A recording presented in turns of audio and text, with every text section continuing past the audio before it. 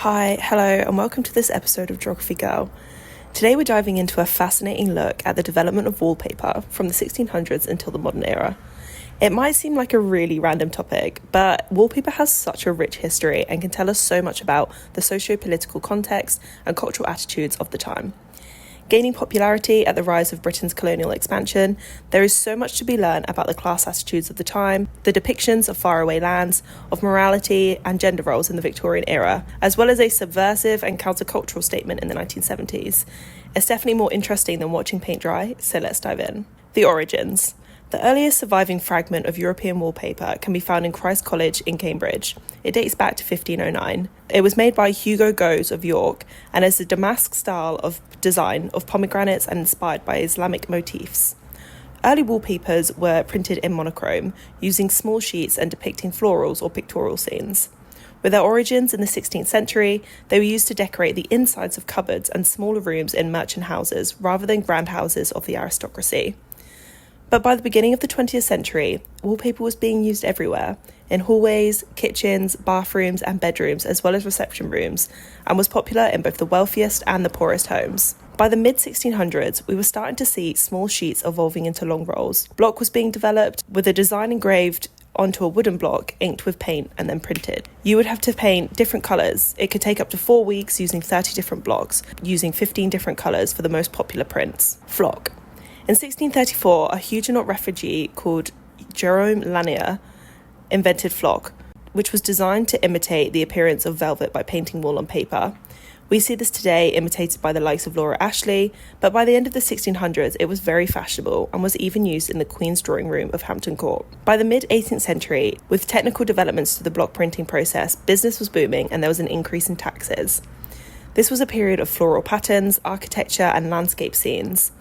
A paper from Doddington Hall contains framed figures and landscapes interspersed with flowers and insects, and the bright blues and pinks remind us of 18th century interiors, which were often decorated with vivid colours. Like much interior design of the time, much of it was inspired by chinoiserie, which was a decorative style in Western art, furniture and architecture, especially in the 18th century, that was characterised by the use of Chinese motif and techniques. It was popular in stately homes of England. Now, I bet you didn't know that the Chinese actually invented wallpaper, pasting rice paper to the walls as far back as the Qing dynasty, and later printing paper and sending their produce via the west, via the Silk Road. Chinese wallpapers were painted, featuring large-scale pictorial scenes, rather than the repetitive patterns that we see in European designs. They would depict occupations and activities of Chinese life and exotic plants and birds. This was an absolute luxury, and the rich in the West went absolutely crazy for it. The printing was so detailed that it often looked hand-painted. It became such a lucrative and revered art that in 1806 it became punishable by death to forge wallpaper stamps.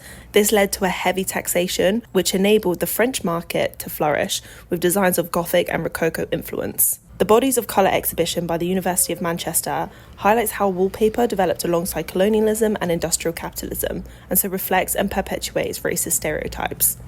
Many of the tens of thousands of wallpapers at the Whitworth Gallery were designed in a Northern European and Northern American context, and so depict images of the world from a Western viewpoint. Luxurious 19th century wallpapers by French manufacturers like Dufour or English designers like Walter Crane use classical figures to represent enduring ideas of beauty and power, their skin the marble white of statues. There are some shocking depictions of slavery, including Robert Gober's Hanging Man/Sleeping Man.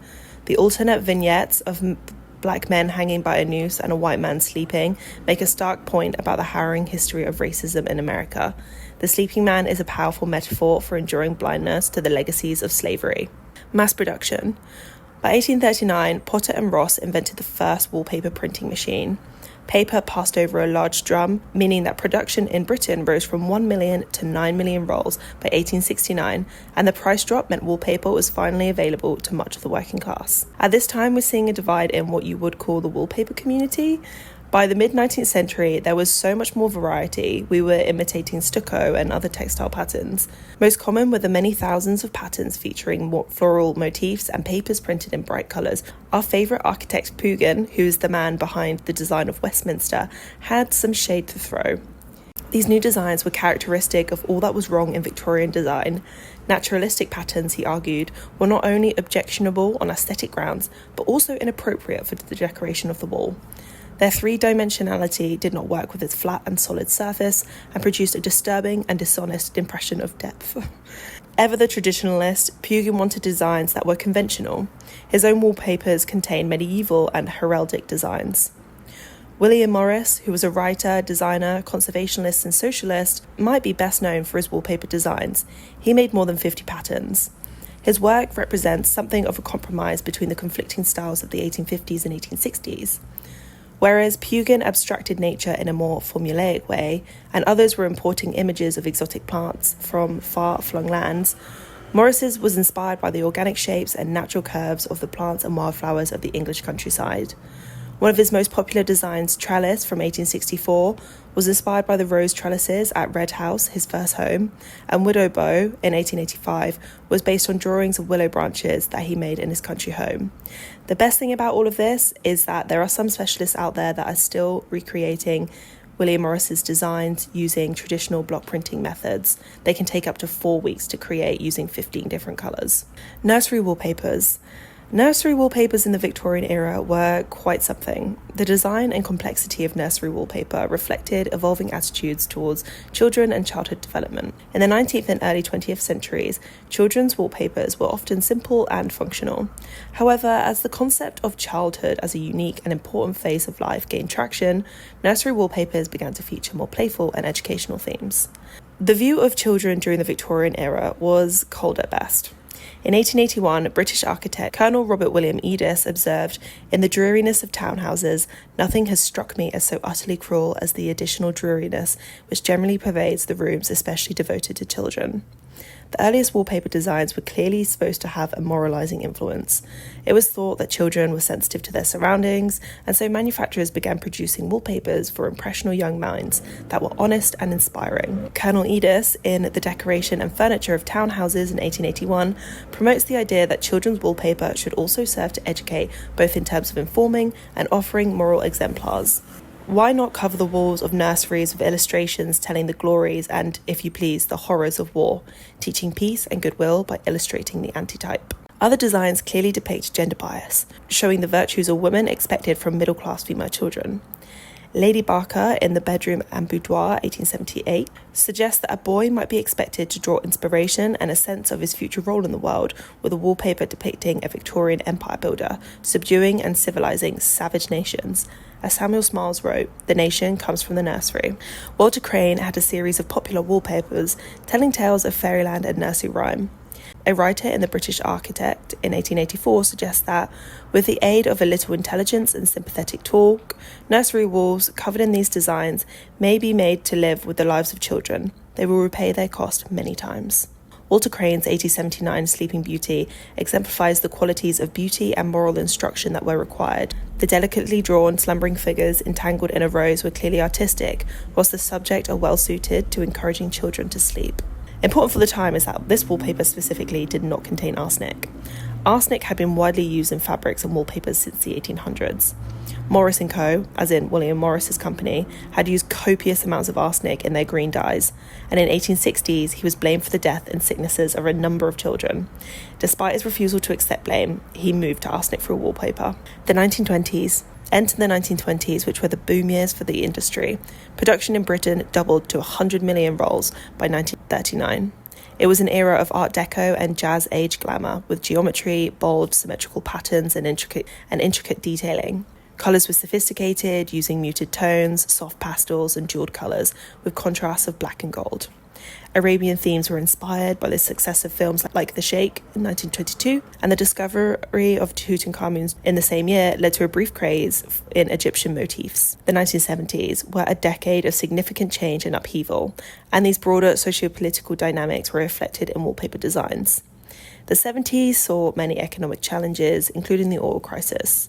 Home decorating trends leaned more towards making interiors feel cozy and inviting. The countercultural movement of the 1960s and its emphasis on psychedelic art and alternative lifestyles continued to influence design aesthetics in the 1970s.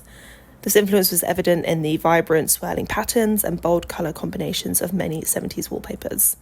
There was also a growing environmental consciousness and back to the land movement that romanticised rural life and nature. This was reflected in wallpaper designs featuring natural motifs like flowers, plants, and earthy textures. The late 1960s and early 70s were characterised by a cultural shift towards greater individualism and self-expression. This was a reaction against the conformist norms of the 1950s and early 60s. People sought to express their personalities and values through their home decor, leading to the popularity of eclectic and unique wallpaper designs. The women's liberation movement, which sought greater equality and opportunities for women, also influenced home design.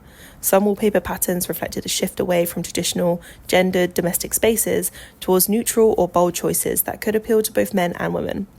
And the anti-war sentiment and political activism of the era is sometimes found in the expression of home decor. Whilst not as overt as the posters and art, wallpaper choices could still reflect a desire for peace and harmony through calming, nature-inspired designs, or even more radical, abstract patterns symbolising change. One more modern wallpaper design I would love to draw attention to is Virgil Martis's 1991 Bullies wallpaper, which adorns yearbook pictures from Marty's bullies from junior high. Seen in the dark, the faces lose their bright, bland aspect and appear to loom menacingly from the walls, suggesting the artist's painful memories of being bullied as a teenager. The design also suggests the way in which darkness tends to magnify our fears and anxieties about situations which seem less threatening in the daytime. That's it for today's episode. We've really seen it all. I hope you enjoyed it, and I'll see you next time.